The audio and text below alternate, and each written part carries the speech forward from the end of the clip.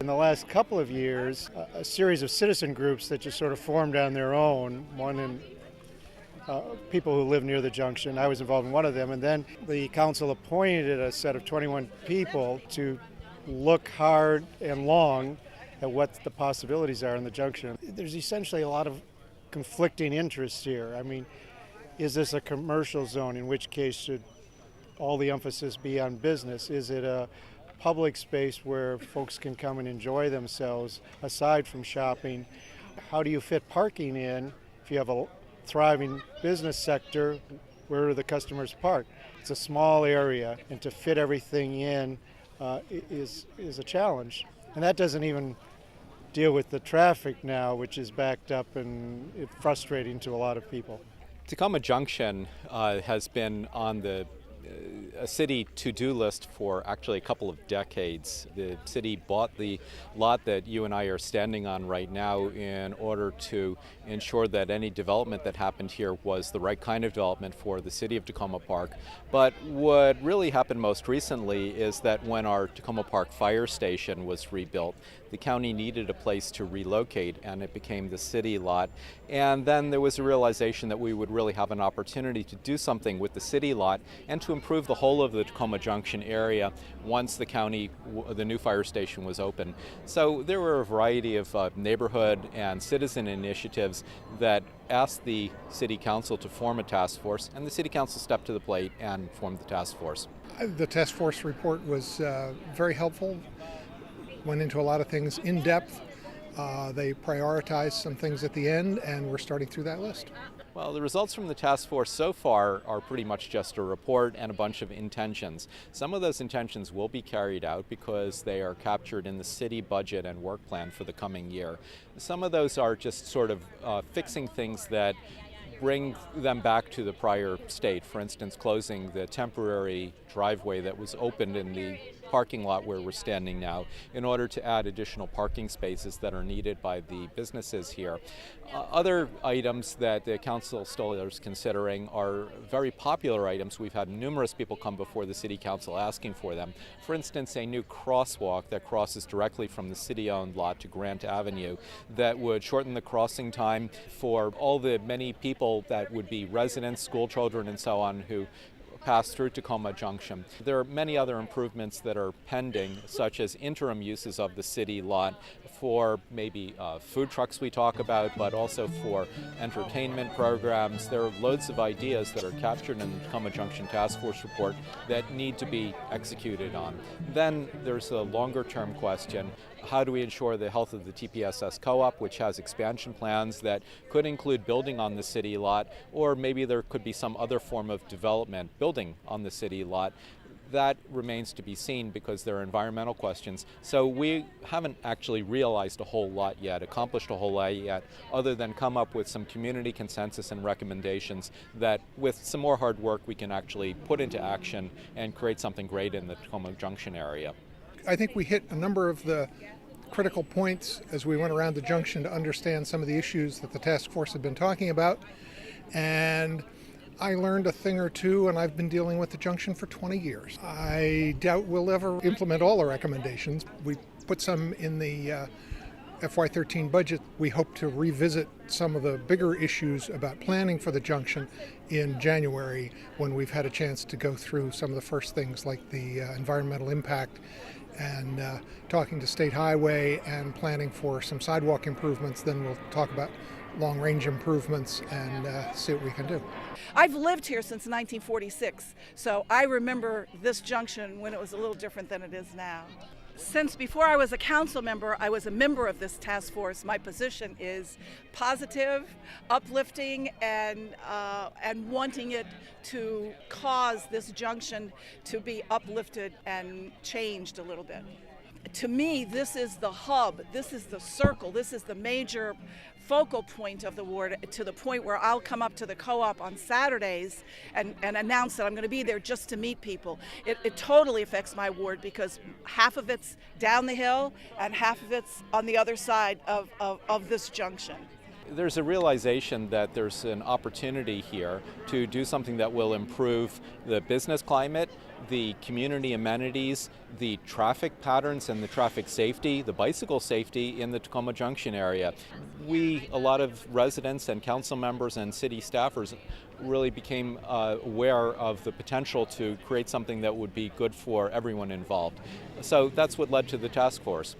For the first time, maybe in all the time I've lived here, the city council is serious about figuring out a solution. And we're going to have to resolve the competing interests, but we're standing here in an area that has been undeveloped for a long time. It's owned by the city.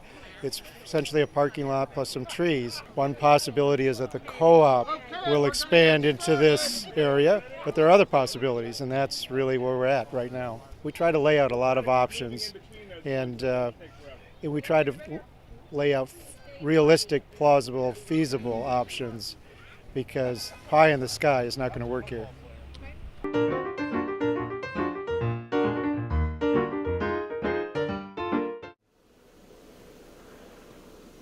Montgomery Parks has added a new chapter to its rich history of community service by opening a new park in Takoma Park.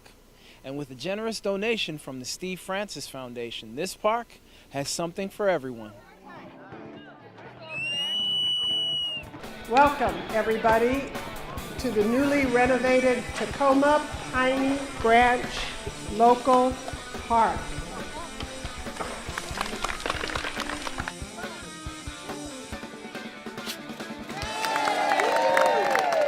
Man, it's been 25 years in the making, man. Been dreaming about this, just like dreaming about playing in the NBA. And it took us, 4 or 5 years to get it done. But I really love the way it looks, and I love the results that we're getting, especially to help the kids in the future, and that's the most important part. It feels wonderful to see the park finally open. It was a 13-year process to get here. We had a couple of years of kids coming to the city council and saying, we need a skate park. And we said, we'd really like to help you. We need to find a spot. I'm not sure what we can do. Let's work on it. And when something comes along that there's a possibility, we need you to push for a skate park.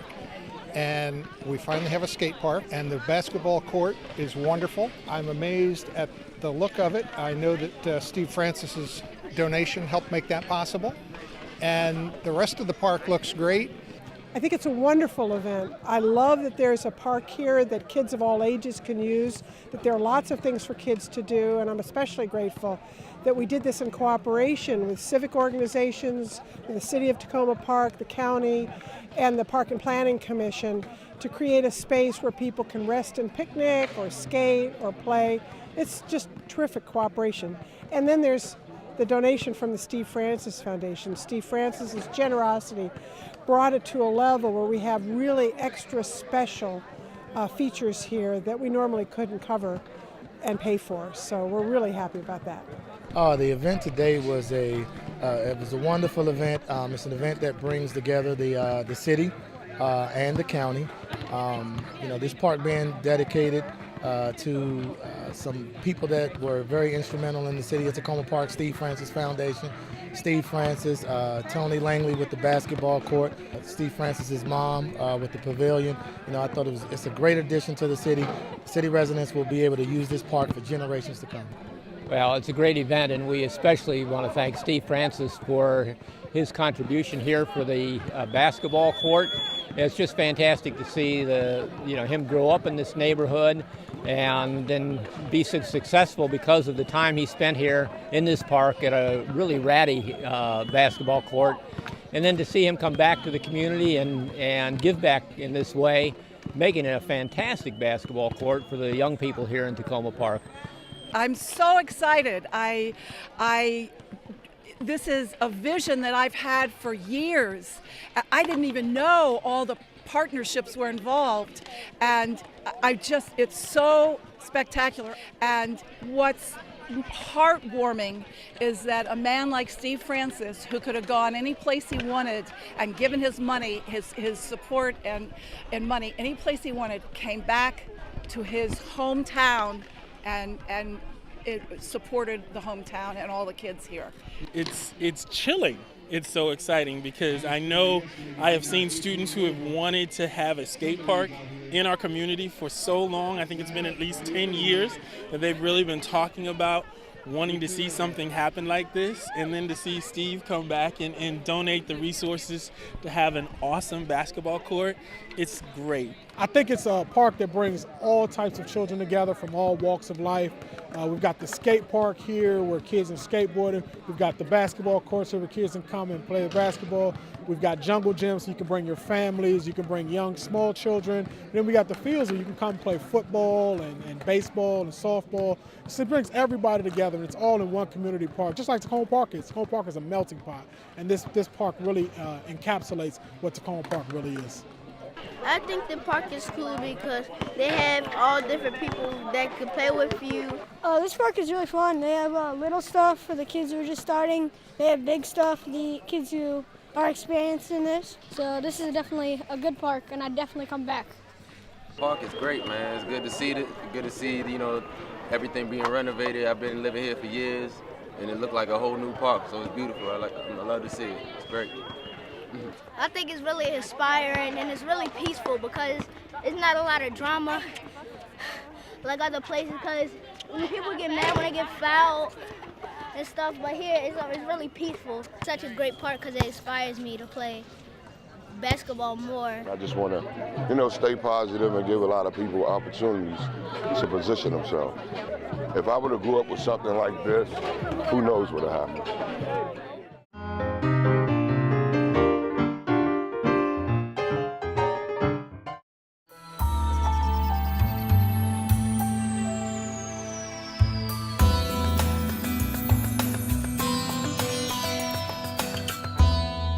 This has been our 7th year, so we have developed a very nice little process. We have 4 or 5 poets who get together, usually at our house. My wife, Ann Slayton, who helped develop this whole idea. And we get together, and each of us brings a bunch of poems that we have been reading and like.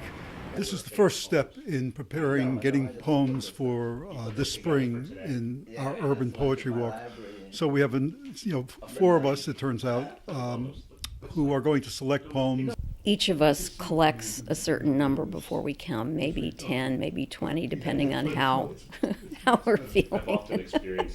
And then we bring them in, and we have a sort of an idea of how many we can have. And so then we just start going around the circle, and each person, presents a poem. And so usually what you do is you read first the one that, for whatever reason, you're most excited about right this minute, and you want to be sure it really gets in there.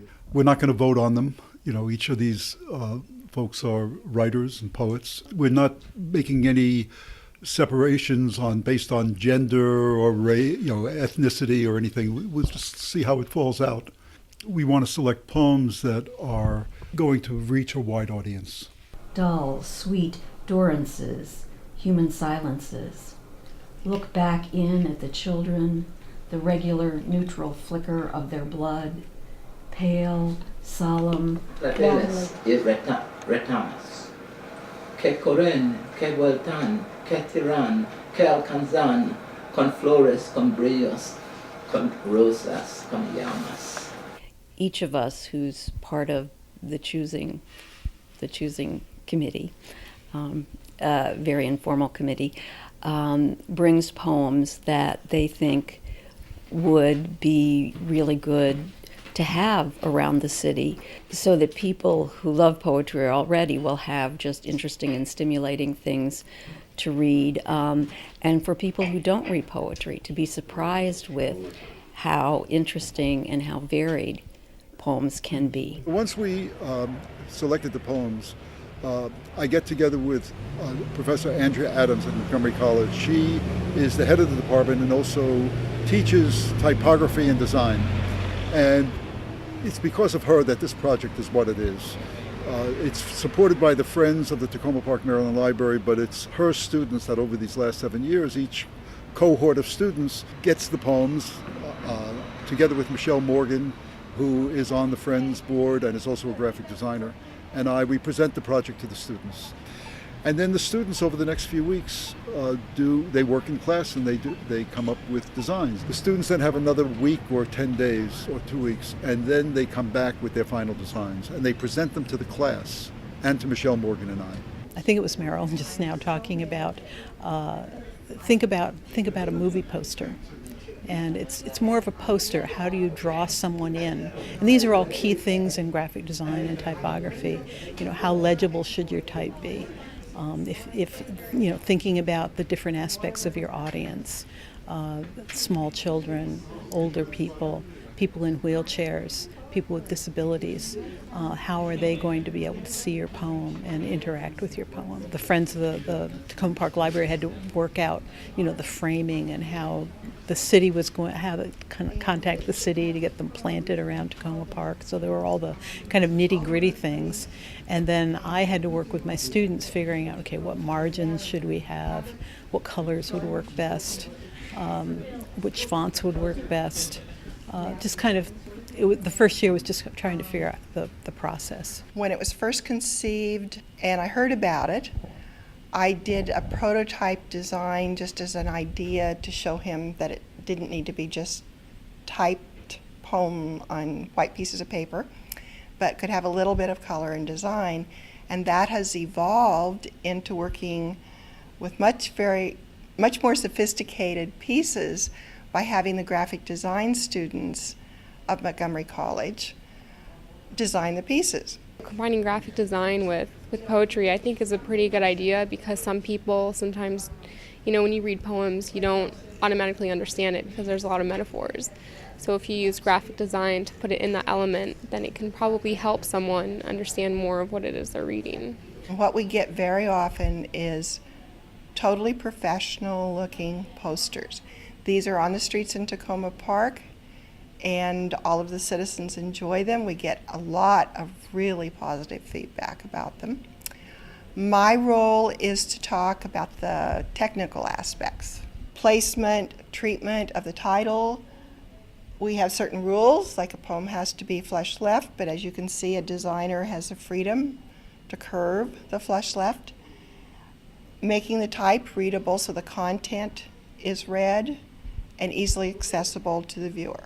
Doing these kind of poems was still a challenge because you gotta find out what they're trying to get across, first of all, and trying to, in your mind, think of something visually that connects to the poem, and that can either be abstractly or literally. You don't just rely on your own intuition, your own thoughts. You have other people that you can play off of and give their own opinions, and usually if the majority of people go with one way, then you know that, hey, I was wrong in some area. So that's always good to have. Most people don't think of graphic design necessarily as art, but I find it as a very creative and artistic field where it takes a lot of creativity, and the marriage between text and that kind of creative aspect with a visual aspect, it pretty much goes hand in hand, so I think it's a great idea. They get assigned random poems, and sometimes they're difficult for them to access the content, the feeling, and we stress designing for the feeling and the integrity of the poem. So it's a stretch for them, but it's probably one of the best pieces they do all year for their portfolio because we offer almost complete freedom. And this is a sharp, alive, interested group, and I'm really excited about this year. This is a voice, and you want to be able to translate that voice from the poet to the audience. Hopefully I can come out with something that's really professional looking and something that's nice and I can show to people and say this is what I came up with and see what I can do. I mean, it's pretty exciting, I think.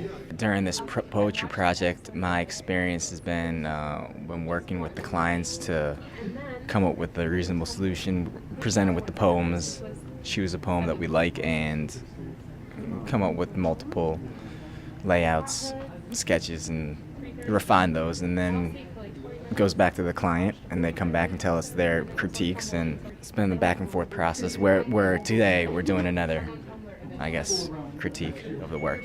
It's always different every time you're doing anything artistic. You come away with something different than you had before, which I love. This was a little bit hard, only because This is the first time we had real clients, so you had to kind of put your mind how they would want their work to be done rather than, something that you can do personally. It was a way that you had to interpret someone else's vision, so I think that idea was pretty cool. We're in a really tight community here and close knit, so we're always talking to each other and bouncing our ideas to each other and critiquing each other's work as well.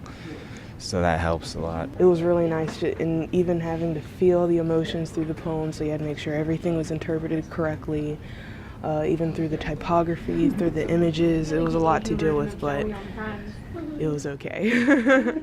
As far as this whole process goes, it was an enjoyable thing. I was glad I did it. It was inspiring. So. They put together individual letters to each student, telling them what's working and what isn't working. I give those letters to the students the next class, and then they do one final revision of everything. Then we bring Meryl and Michelle back to the classroom. The students make their final presentation in the morning.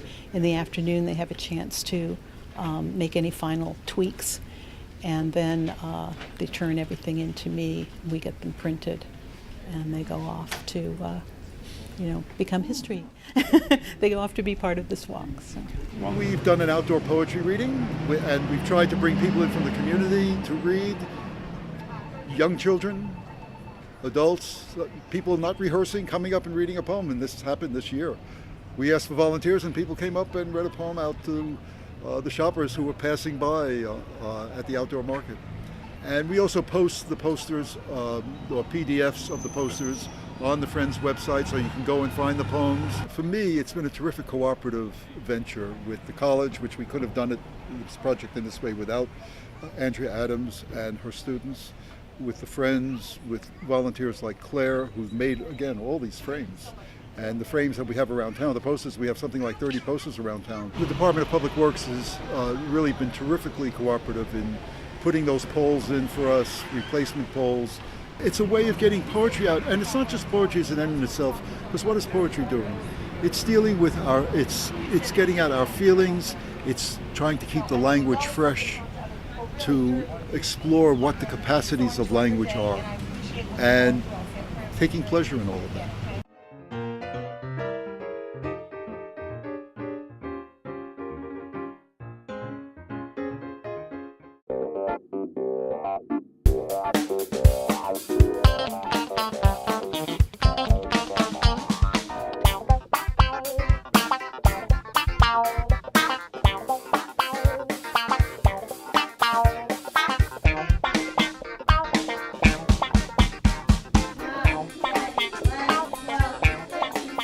They kicked off the day in full effect, Takoma Park's first annual Junior Police Academy, a camp where kids 6 to 12 years of age spend the day learning about police work, specialized units, bullying, safety tips, and get questions like how to become a police officer answered. Community policing officer Carla Magnay has been with the Takoma Park Police Department since 2007 and is proud to be spearheading the city's first youth outreach program. 3, 4. Officer Magnay gets the kids pumped up with the morning warm-up and station tour. My biggest, responsibility in my program is education, safety, and outreach with the community. And I thought this was one way of reaching out to, one, the youth community, and two, educating them about police work and letting them know about police officers, what we do, and also touching on safety. Interim Police Chief Drew Tracy has over 29 years of service in law enforcement and feels the Junior Police Academy sends a big message to the community. I think it's important that they start young and they learn about law enforcement and in the community. And it shows them that we're kind of just like normal people. You know, the men and women on the Takoma Park Police Department, some are young, some are older. Some have interests just like they have, and when they were growing up and going to similar schools, they all had goals too. And it gives these children an idea of what policing is. He's in favor of establishing new traditions. And this is the first that I know of where you have a youth academy. It gives them a chance to see different things that most departments don't give. So I think it's a good opportunity for the children in the community. Different things like having class in a police cruiser. That's how the camera works. Just today, right? Either way, because Or watching K9 at work. Demonstrations like with the K9 department help to educate kids and also reinforce a more positive image on law enforcement. I learned today that when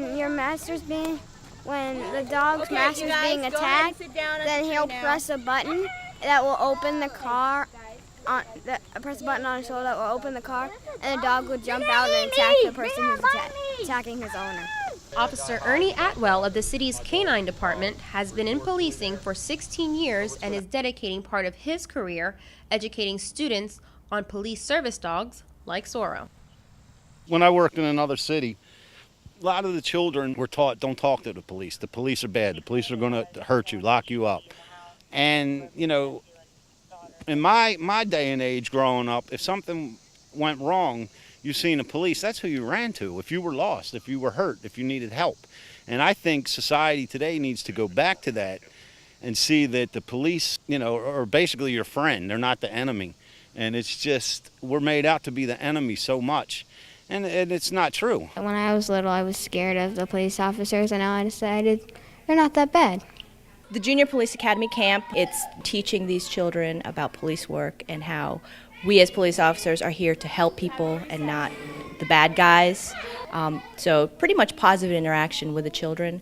And two, just to touch on personal safety and how to keep themselves safe in school, in the neighborhoods, you know, at home when they're left alone. Something I learned is that you do not want to go to jail. Because, first of all, you have to be handcuffed. Second of all, when you sleep, it's not very comfortable. And if you're interested in becoming a police officer, the department has a bit of advice. Stay in school, get good grades, and stay out of trouble. Those are the three main things. And I mean, just like in anything in life, is really doing well in school, listening to the adults in their lives, and trusting that we're telling them the right things. And that's pretty much it.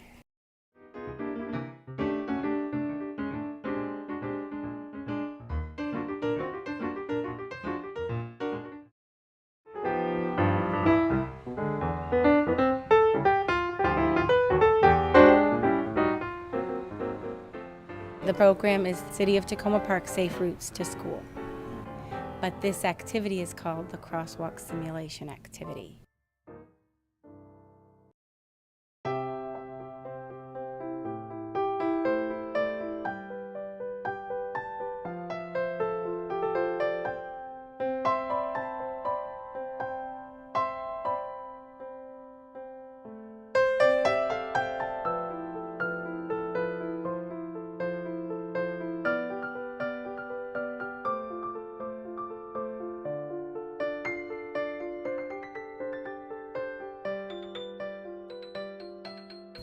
I developed it over about a year, making the prototypes for all the props and developing the curriculum, and then just started this year.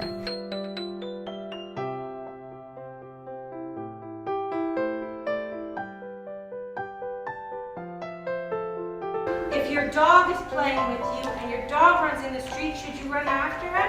No. No.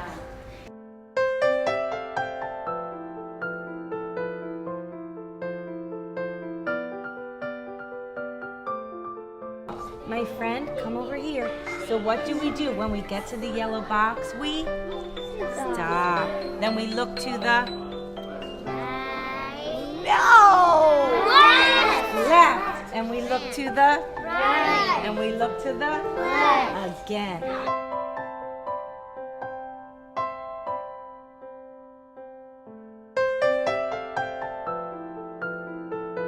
Is it safe to cross?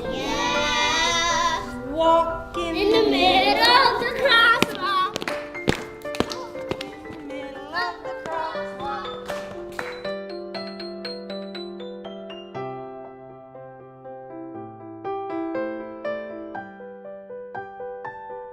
I think it was good because I got to be assigned.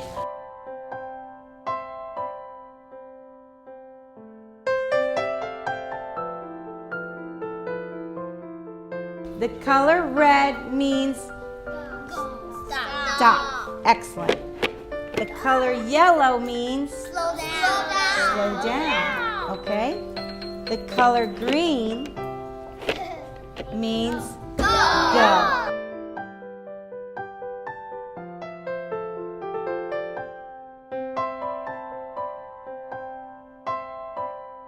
I have gotten some good feedback. The teachers really seem to like it, the students like it. Some parents have told me that their children have come home and told them about it. I even asked for negative feedback and I didn't get any. So I think it's pretty well received so far. I think it was nice for it because then I know to stop and when to go. Look to the left, look to the right, look to the left. And if it's safe, you can cross. If it's not safe, you have to wait. Always look both ways before you cross because I'm always a walker in the morning with my mom. That you should stop where the curve is. And when there's no cars, go. You should look on both ways when you get to the crosswalk. I thought it was very fun.